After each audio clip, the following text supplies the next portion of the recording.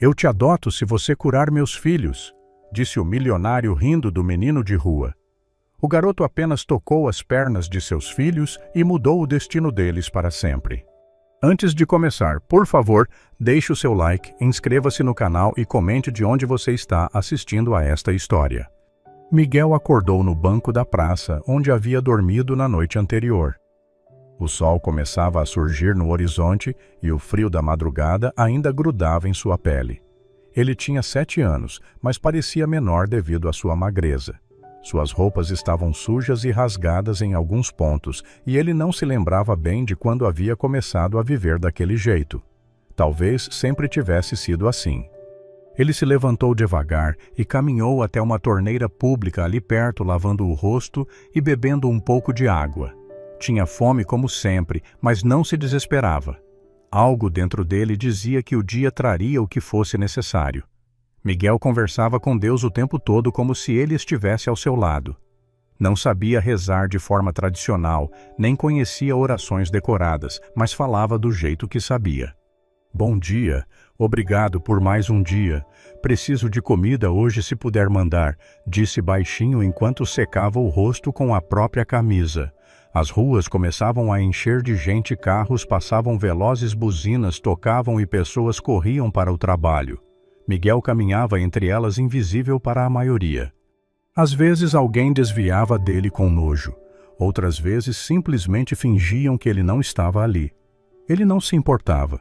Tinha uma certeza estranha de que estava protegido, de que havia um propósito para sua vida, mesmo sem entender qual era. Do outro lado da cidade, Renato Almeida acordou no quarto luxuoso de sua mansão. O despertador nem tinha tocado ainda, mas ele nunca conseguia dormir direito. Renato levantou-se, vestiu o roupão e foi até o banheiro. Olhou-se no espelho e viu um homem de 40 e poucos anos com fios grisalhos aparecendo nas têmporas.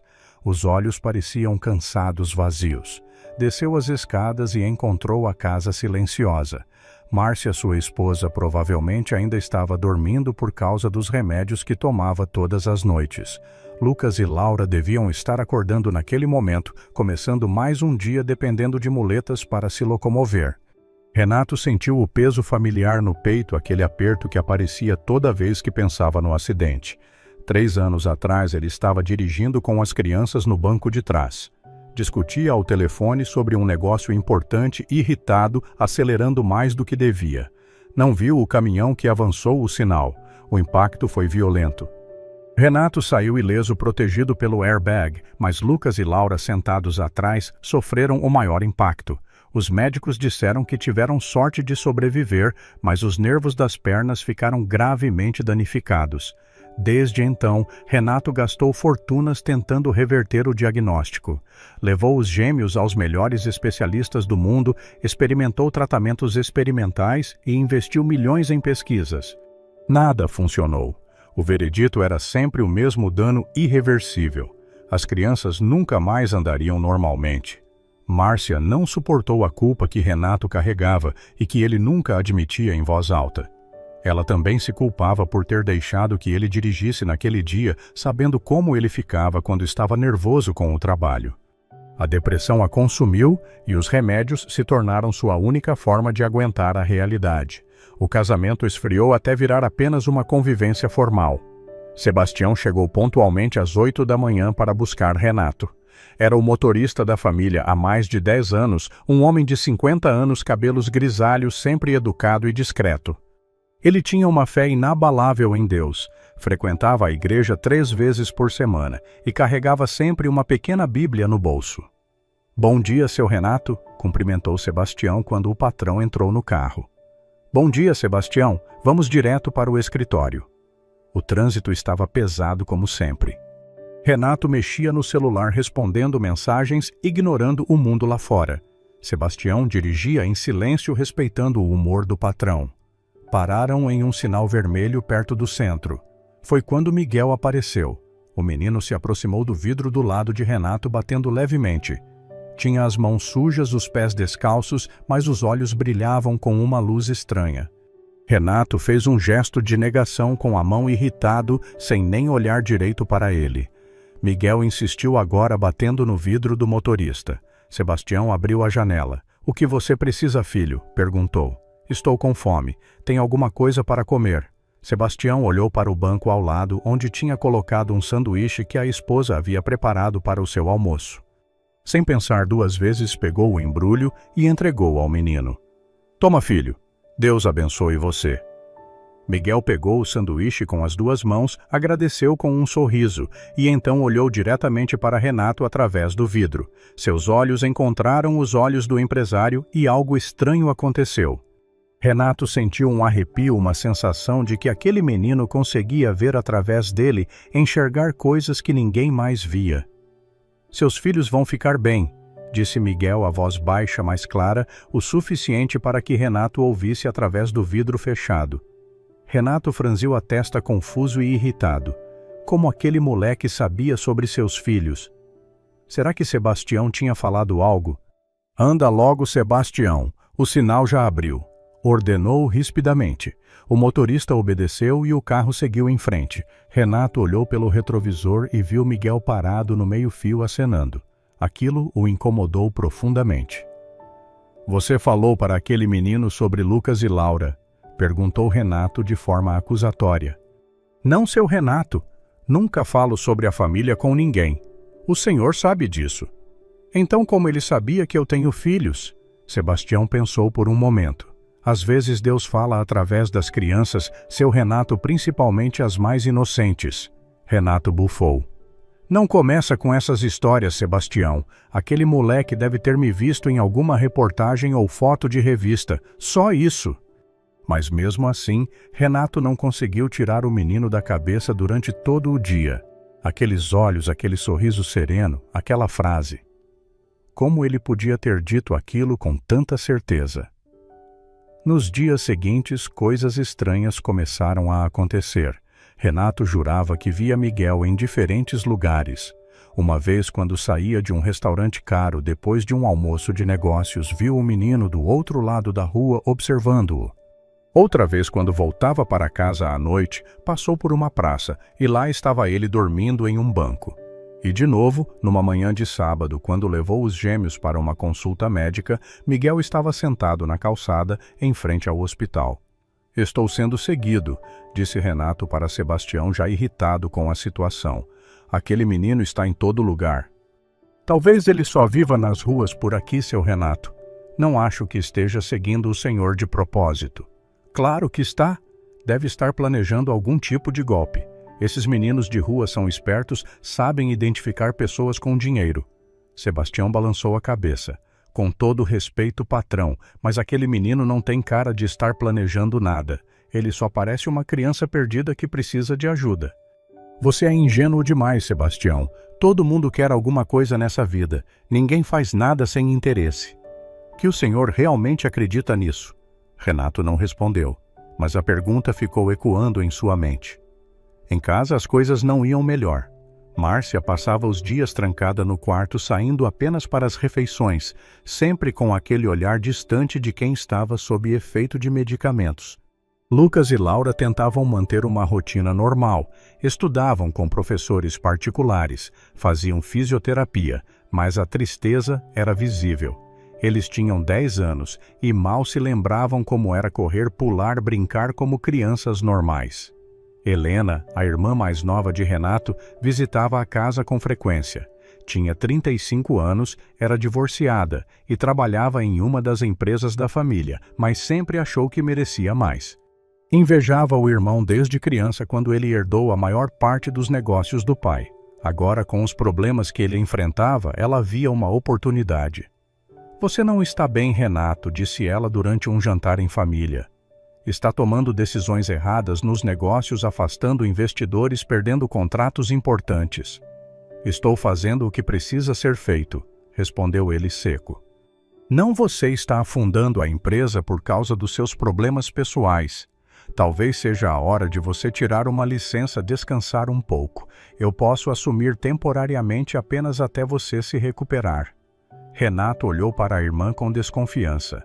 Conhecia a Helena bem o suficiente para saber que se ela assumisse o controle, nunca mais o devolveria. "Não vai acontecer. Eu estou bem e a empresa também está." Helena sorriu, mas era um sorriso falso. Se você diz, mas saiba que estou aqui se precisar de mim. Depois que ela foi embora, Márcia comentou, ela quer assumir tudo, você sabe disso, né? Eu sei, mas não vou dar essa chance para ela. 2 semanas depois do primeiro encontro com Miguel, a família Almeida organizou uma festa beneficente na mansão. Era um evento anual que Renato mantinha mais por obrigação social do que por real interesse em ajudar alguém. Dezenas de pessoas ricas circulavam pelos jardins e salões bebendo vinho caro e fingindo se importar com causas sociais. Renato estava embriagado, algo que vinha acontecendo com frequência. Circulava entre os convidados com um sorriso falso no rosto, cumprimentando pessoas que não suportava. Márcia estava ao seu lado, mas era como se não estivesse ali perdida em seus próprios pensamentos.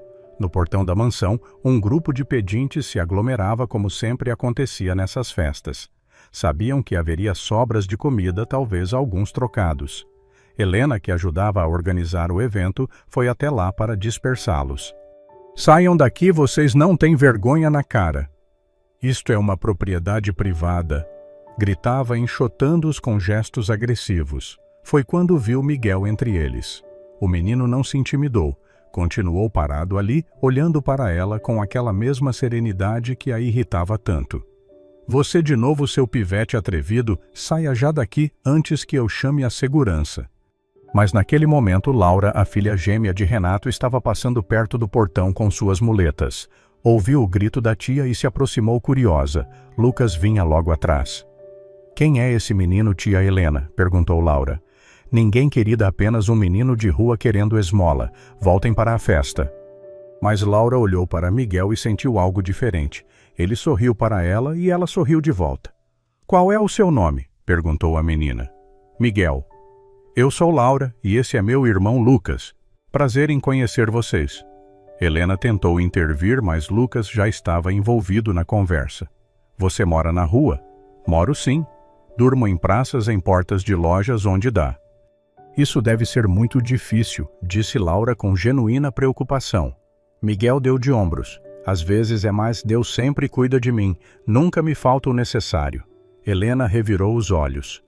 Olha só, até fala bonito para enganar as pessoas. Vamos embora, crianças. Esse menino não é boa companhia.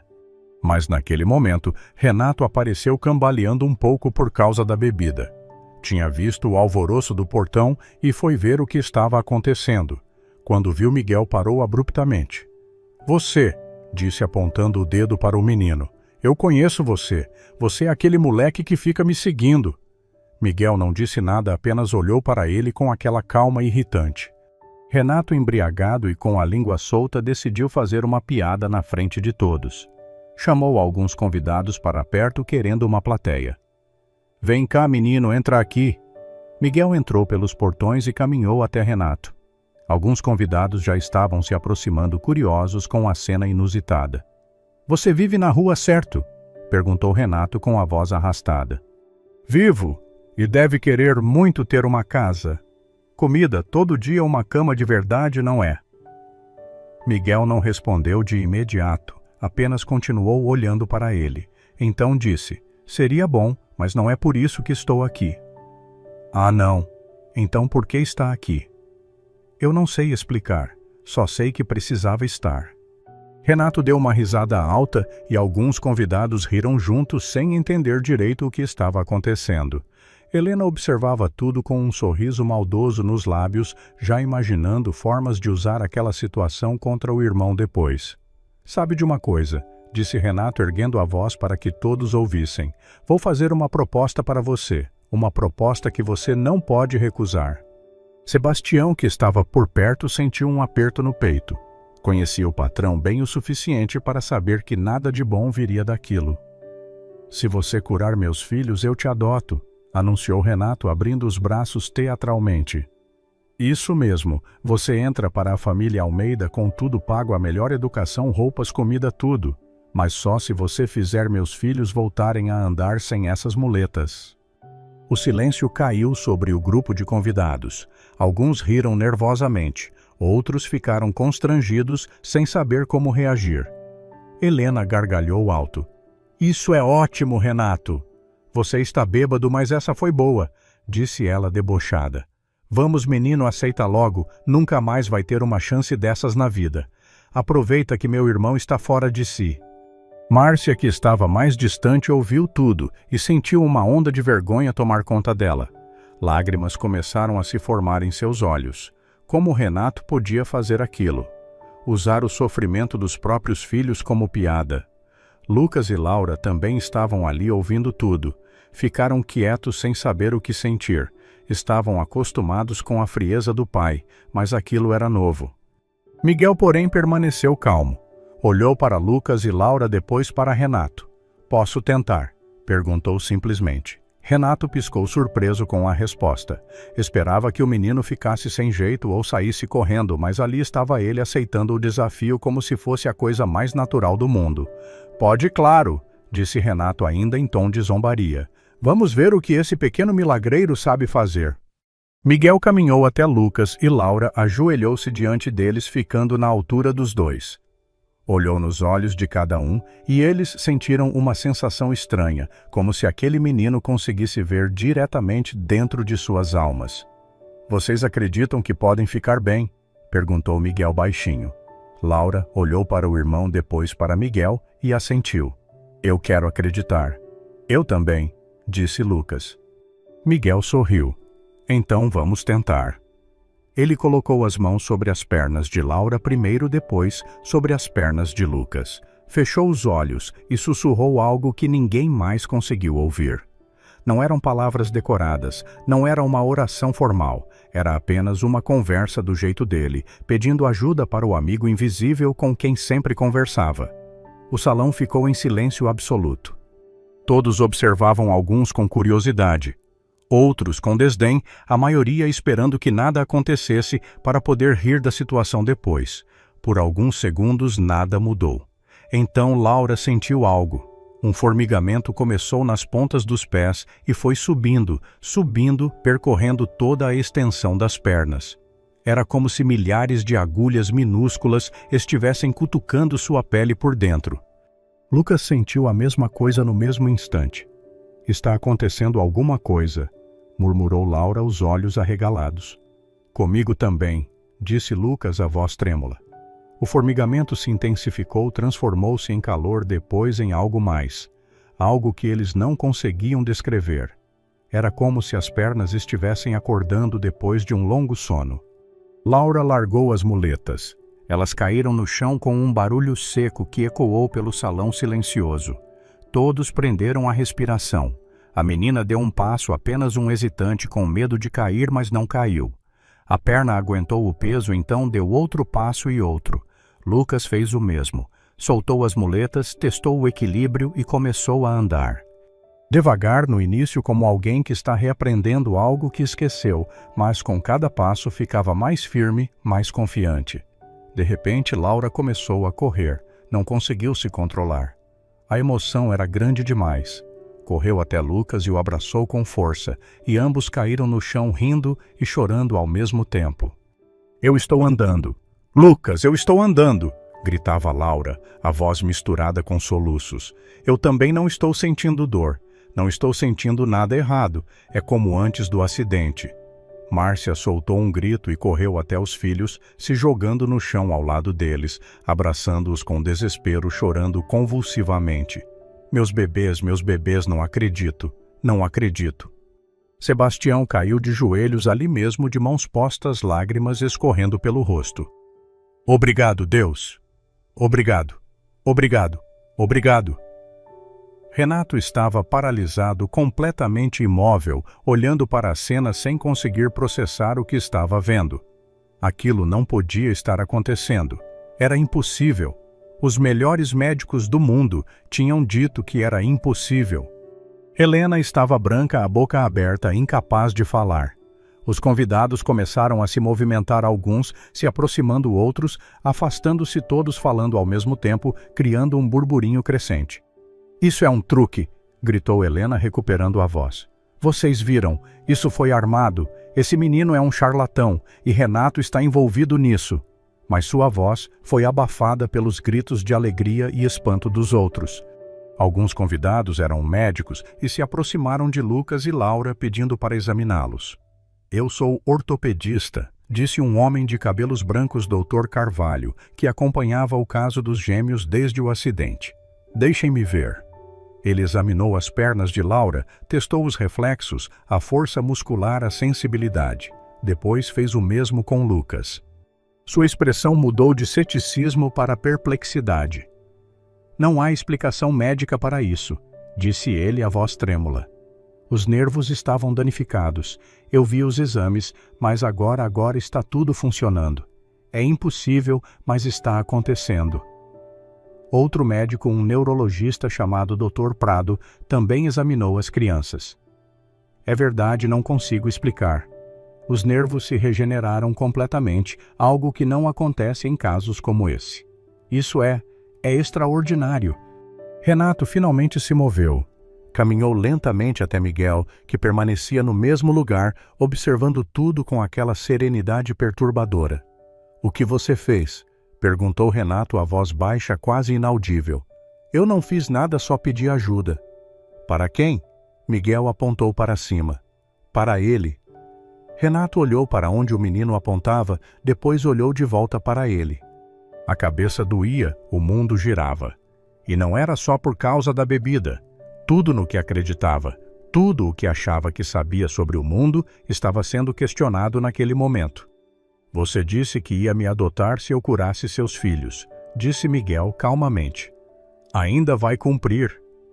Renato sentiu todas as pessoas olhando para ele esperando sua resposta. Helena estava nervosa, percebendo que algo estava saindo do controle. Márcia olhava para o marido com uma expressão suplicante, implorando silenciosamente para que ele fizesse a coisa certa. Lucas e Laura observavam esperançosos. "Eu cumpro minhas promessas", disse Renato, mesmo que algo dentro dele gritasse para recuar para encontrar uma forma de escapar daquilo. "Vou iniciar o processo de adoção." Helena explodiu. "Você enlouqueceu de vez. Não pode adotar um menino de rua, assim do nada. Isso vai arruinar sua reputação, arruinar os negócios." "Não me importo", respondeu Renato, surpreendendo a si mesmo com a firmeza na voz. "Você vai se arrepender disso", ameaçou Helena, os olhos estreitos. "Vou provar que você não está em condições de tomar decisões. Vou conseguir que um juiz declare você incapaz. Tenta. Vamos ver quem vai se arrepender no final." Helena saiu da festa enfurecida, batendo a porta do carro com força ao ir embora. Alguns convidados a seguiram desconfortáveis com toda a situação, mas muitos ficaram querendo ver como aquilo terminaria, querendo entender o que tinha acontecido. Naquela noite, depois que todos foram embora, a família Almeida se reuniu na sala. Lucas e Laura não se separavam de Miguel, segurando suas mãos, recusando-se a deixá-lo ir embora. Márcia preparou comida para o menino, que comeu devagar, saboreando cada garfada como se fosse a melhor refeição do mundo. "Você vai ficar aqui hoje", disse Márcia carinhosa. "Não pode voltar para a rua, vamos preparar um quarto para você." Miguel agradeceu com um sorriso.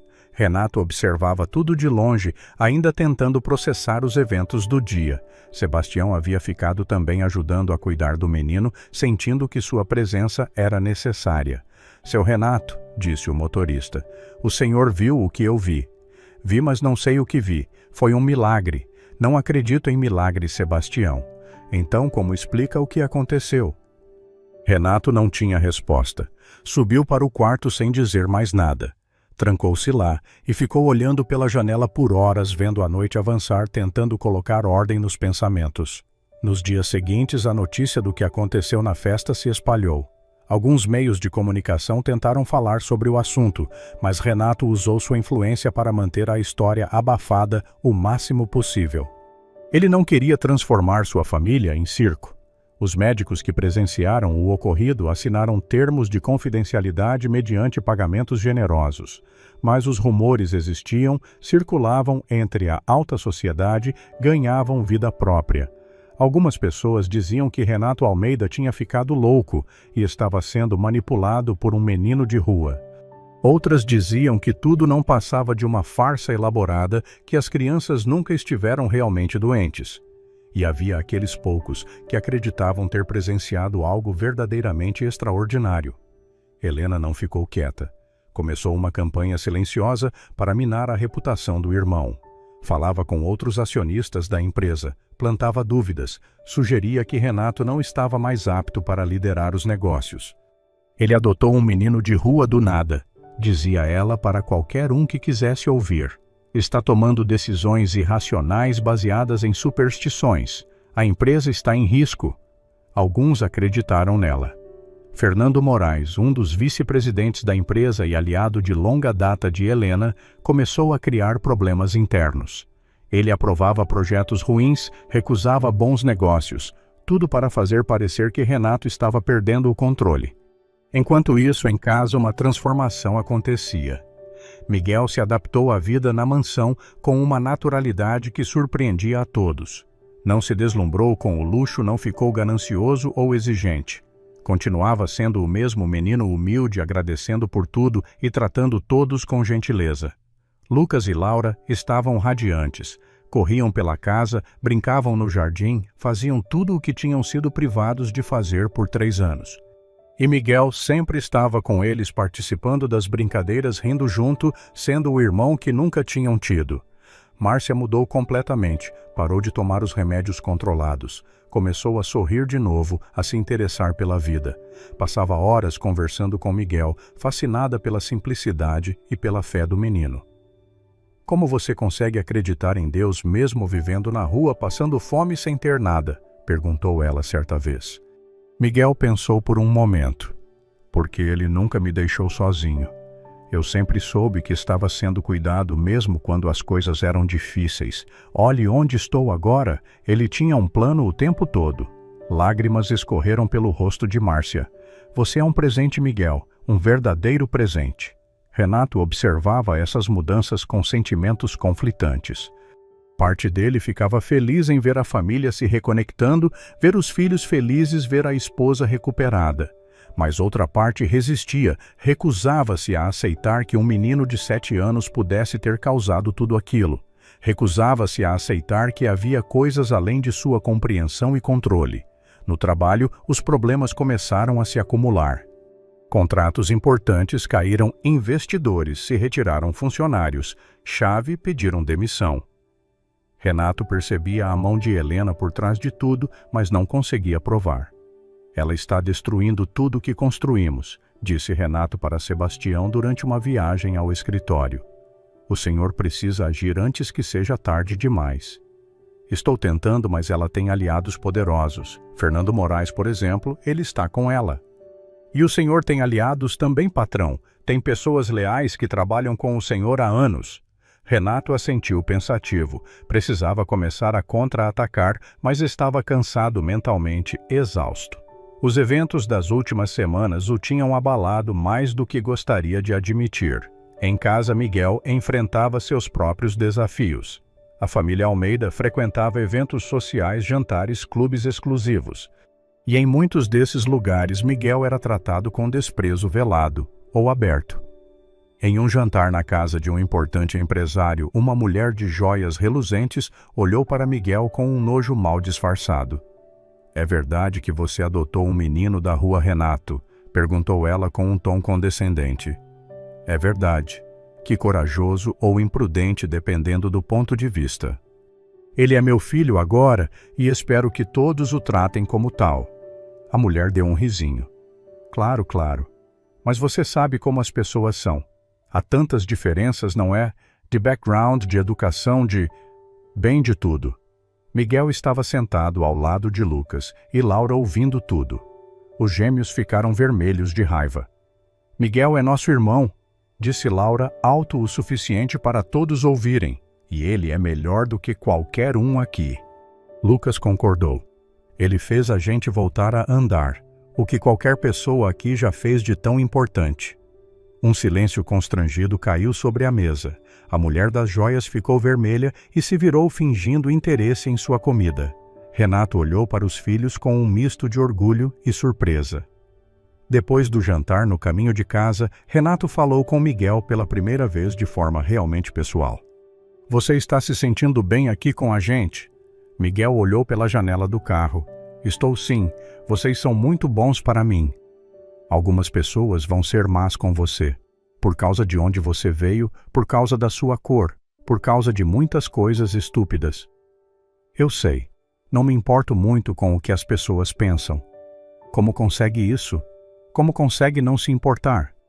Miguel encolheu os ombros, porque sei quem eu sou e sei que tem alguém que se importa comigo de verdade, e isso é o suficiente. Renato ficou quieto refletindo sobre aquelas palavras. Ele, que tinha tudo, que sempre se importou demais com a opinião dos outros, com status, com poder, estava sendo ensinado por um menino de 7 anos sobre o que realmente importava. O processo de adoção começou oficialmente. Helena, como prometido, entrou com uma ação judicial para bloqueá-lo. Contratou o Dr. Esteves, um advogado conhecido por métodos questionáveis, mas eficazes. Vamos alegar que Renato não estava em plenas condições mentais quando tomou a decisão de adotar, explicou Esteves para Helena em seu escritório. Temos testemunhas que estavam na festa e viram que ele estava embriagado. Vamos argumentar que foi uma decisão impulsiva e irracional, possivelmente influenciada por algum tipo de trauma relacionado ao acidente dos filhos e o fato do menino ter curado as crianças. Esteves riu. Isso não existe. Vamos contratar médicos que vão dizer que as crianças nunca estiveram realmente incapacitadas, que foi tudo uma farsa montada por Renato. Bem, ainda estamos elaborando a teoria, mas encontraremos algo. Helena sorriu. Perfeito. Quanto vai custar? Muito, mas imagino que você tem recursos. Tenho, e quando eu assumir o controle da empresa, terei muito mais. O caso foi para os tribunais. Virou manchete em alguns jornais com títulos sensacionalistas. Empresário adota menino de rua que supostamente curou seus filhos. Família rica em disputa legal bizarra. Fé ou loucura, caso Almeida divide opiniões. Renato contratou seus próprios advogados, um time liderado pela doutora Mendes, uma mulher brilhante e incisiva. Ela estudou o caso cuidadosamente. Temos testemunhas do milagre, disse ela. Médicos respeitados que viram o que aconteceu e não conseguem explicar. Isso joga a nosso favor. Mas muita gente também acha que foi uma farsa, contrapôs Renato. Verdade. Vamos precisar de Lucas e Laura. Eles vão ter que testemunhar. Renato hesitou. Não queria expor os filhos àquele circo, mas doutora Mendes foi enfática. É a única forma. O testemunho deles vai mostrar ao juiz que a adoção é do interesse das próprias crianças, que Miguel é amado e querido pela família, que há um vínculo real. Está bem, vamos fazer. Sebastião também seria uma testemunha crucial. Ele poderia testemunhar sobre o caráter de Miguel, sobre os encontros na rua e sobre a mudança que presenciou na família Almeida. O julgamento foi marcado para 3 meses depois. Enquanto isso, a vida seguia, mas sempre com a sombra da incerteza pairando sobre todos. Miguel continuava sendo ele mesmo. Frequentava a escola, agora uma escola particular, e cara, onde era um dos poucos alunos negros. Enfrentava bullying de alguns colegas que o chamavam de menino de rua e faziam piadas cruéis, mas Lucas e Laura sempre o defendiam. E aos poucos outros alunos começaram a admirar a força e a gentileza de Miguel.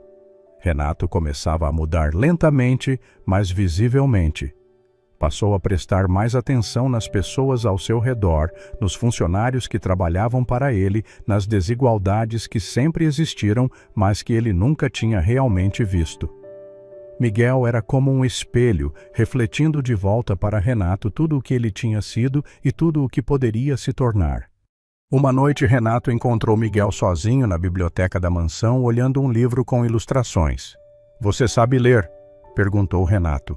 "Aprendi um pouco na rua. Algumas pessoas ensinaram." Renato sentou-se ao lado dele. "Posso te fazer uma pergunta?" "Claro. Por que você curou meus filhos? O que você ganhou com isso?" Miguel fechou o livro e olhou para Renato. "Eu não ganhei nada. Não fiz por ganhar, fiz porque eles precisavam e eu podia ajudar." "Mas você deve ter querido algo, uma casa, comida, dinheiro." "Não pensei nisso na hora. Só queria que eles ficassem bem." Renato balançou a cabeça incrédulo. "Você é estranho, Miguel. Muito estranho." Miguel sorriu. "Eu sei. Todo mundo diz isso." Sabe que há pessoas tentando tirar você daqui, tentando provar que eu sou louco por ter te adotado. Eu sei. E não está preocupado. Miguel ficou quieto por um momento pensando. Estou um pouco. Seria triste voltar para a rua depois de ter conhecido vocês, mas se for assim que tem que ser, vou aceitar. Como pode ser tão conformado com tudo? Porque aprendi que a gente não controla tudo na vida. Algumas coisas acontecem e a gente só pode aceitar e seguir em frente. Renato sentiu um nó na garganta. Aquele menino tinha mais sabedoria do que ele tinha acumulado em toda a vida. Não vou deixar te tirarem daqui, prometeu Renato. Você faz parte desta família agora e eu protejo a minha família. Miguel sorriu, e pela primeira vez Renato sorriu de volta genuinamente. Os meses passaram e o dia do julgamento chegou. O tribunal estava lotado.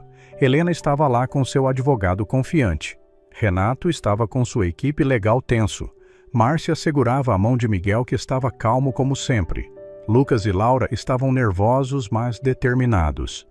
O juiz era Dr. Augusto Ferreira, um homem de 60 anos conhecido por sua severidade, mas também por sua justiça. Ele ouviu os argumentos de ambos os lados com atenção. Dr. Esteves, o advogado de Helena, começou seu argumento. Meritíssimo, estamos aqui porque um homem, em um momento de fraqueza e irracionalidade, tomou uma decisão que não apenas afeta a sua própria vida, mas a vida de uma criança vulnerável. Renato Almeida estava embriagado na noite em que decidiu adotar o menor Miguel. Testemunhas confirmam isso. Ele fez uma promessa absurda baseada em um suposto milagre que ninguém pode confirmar realmente ter acontecido. Os médicos presentes confirmaram, interrompeu doutora Mendes. Médicos que foram pagos para assinar termos de confidencialidade e que tinham interesse em manter boas relações com um cliente rico, rebateu Esteves. Além disso, queremos apresentar a tese de que o Sr. Almeida está sofrendo de estresse pós-traumático não tratado desde o acidente de seus filhos há 3 anos. Isso afetou seu julgamento. Ele não está apto para tomar decisões tão importantes. Essa é uma acusação séria, disse o juiz. Tem provas. Temos depoimentos de funcionários e de familiares que notaram mudanças no comportamento do Sr. Almeida. Temos registros médicos mostrando que sua esposa estava sob medicação pesada, indicando um ambiente doméstico instável. Doutora Mendes se levantou. Meritíssimo. Tudo isso é especulação. O Sr. Almeida passou por avaliações psicológicas recentes e foi considerado completamente capaz. Sua esposa melhorou significativamente e não está mais medicada. A família está mais unida do que nunca. E quanto ao suposto estado de embriaguez, embora o Sr. Almeida admita ter bebido naquela noite, ele mantém que estava lúcido o suficiente para tomar decisões. Mais importante, ele manteve essa decisão nos dias e meses seguintes completamente sóbrio, mostrando que não foi apenas um impulso momentâneo. O juiz fez anotações. Quero ouvir testemunhas.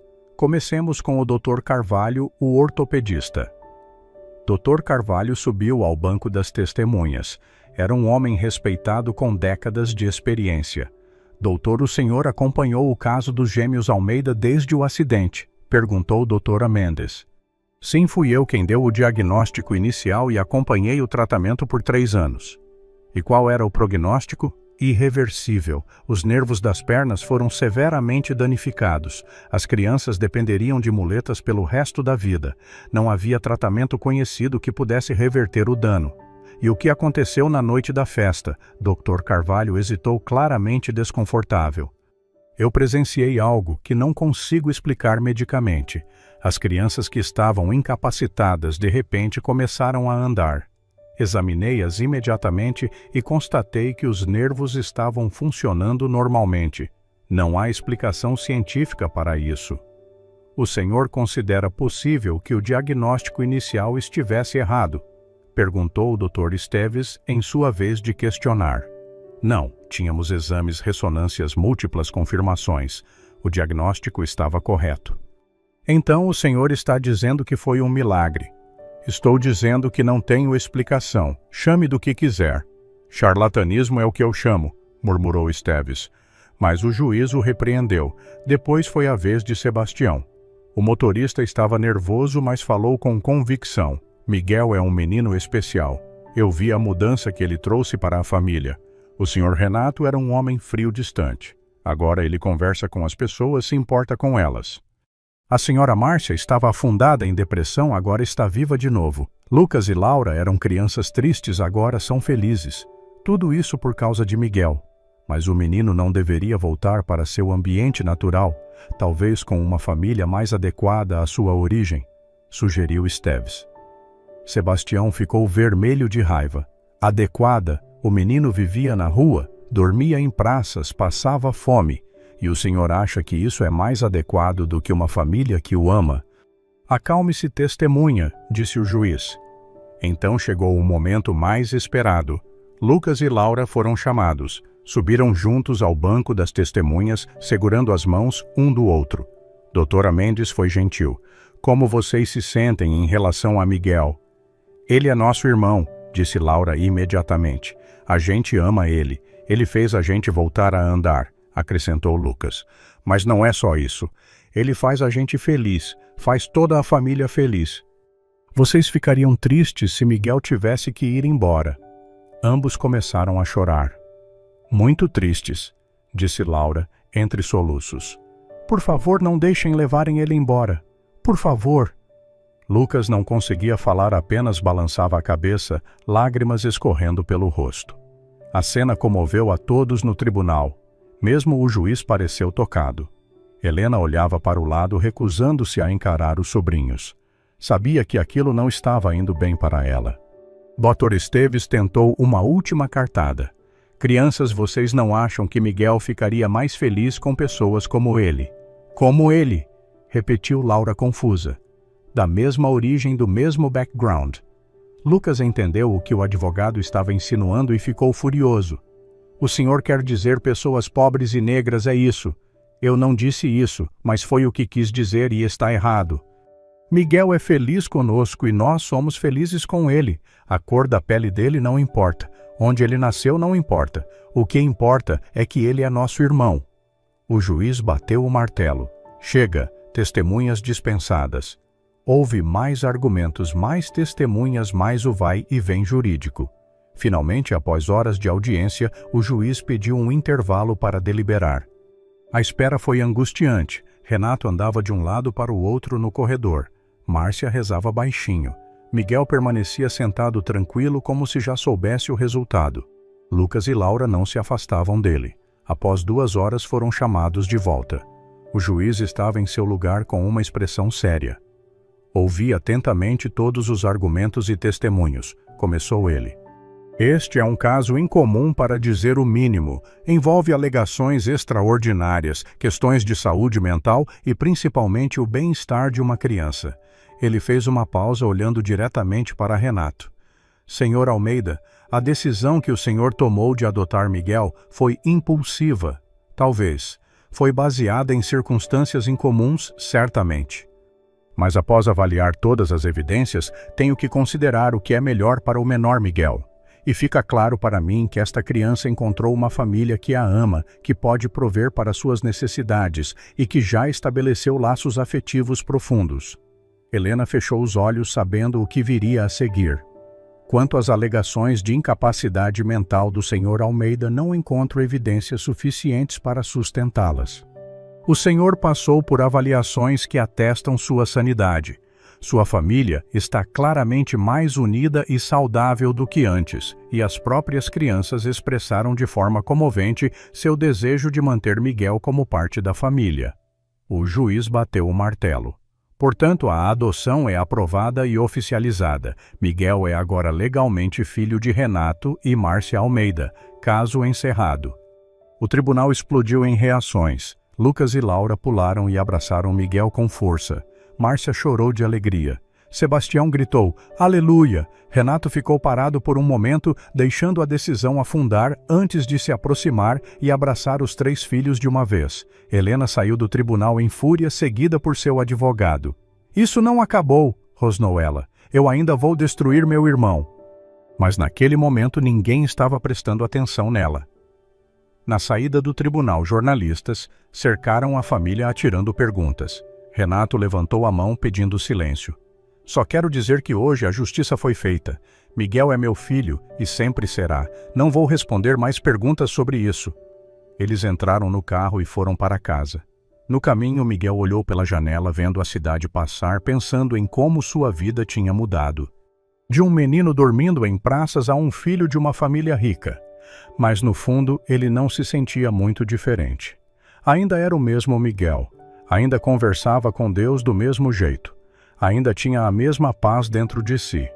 As semanas seguintes trouxeram mais mudanças. Helena, furiosa com a derrota no tribunal, intensificou seus esforços para sabotar Renato na empresa. Fernando Moraes e outros aliados dela começaram a vazar informações confidenciais para concorrentes, a aprovar negócios ruins, a criar um clima de caos. Renato finalmente decidiu agir com força.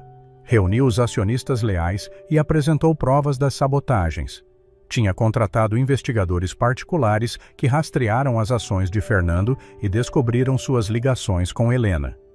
Fernando Moraes está demitido com efeito imediato, anunciou Renato em uma reunião executiva. E minha irmã Helena está removida de qualquer posição na empresa, não terá mais acesso a informações ou recursos. Helena tentou contestar, mas as evidências eram irrefutáveis.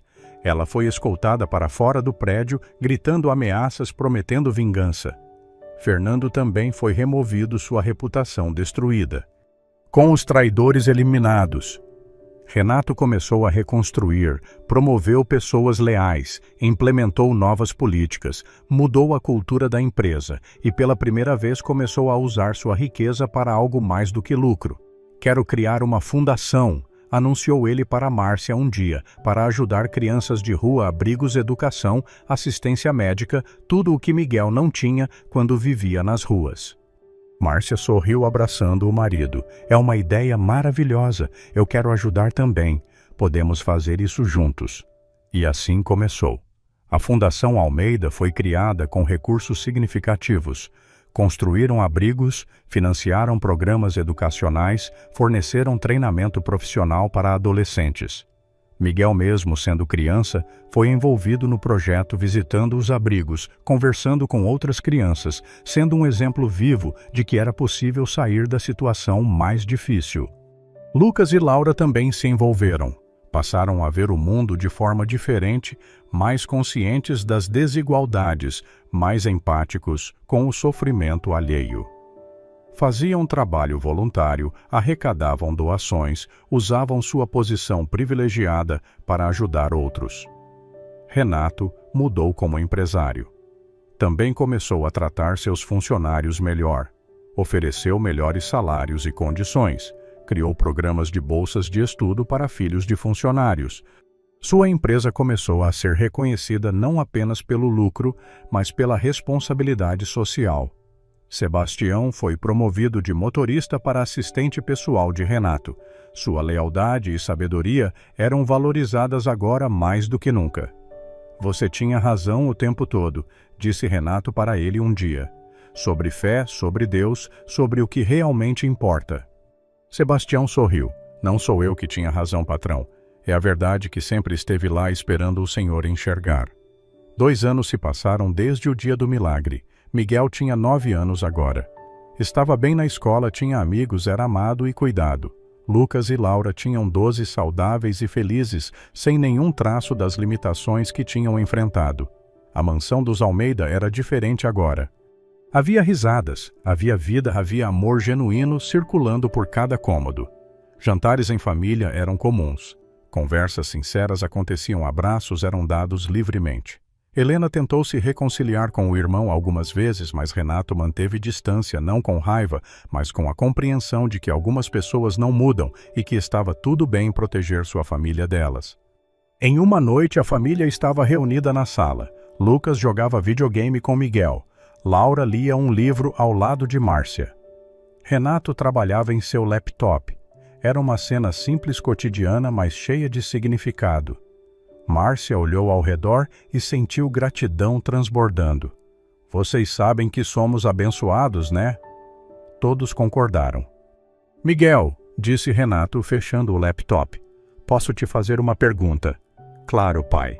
Era a primeira vez que Miguel o chamava de pai, e Renato sentiu a emoção apertar seu peito.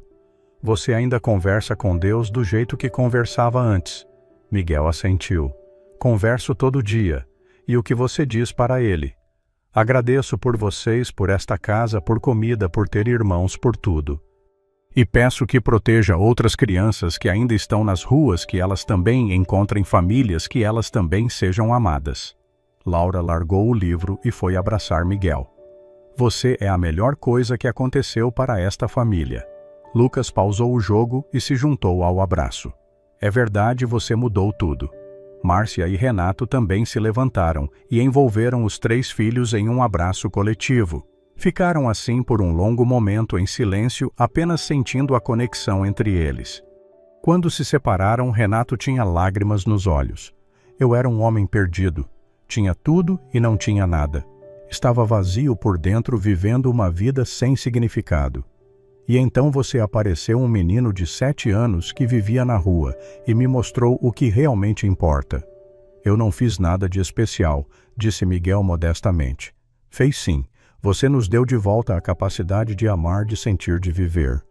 Nos mostrou que milagres existem, que há mais no mundo do que podemos ver ou explicar. Nos ensinou sobre fé verdadeira. Miguel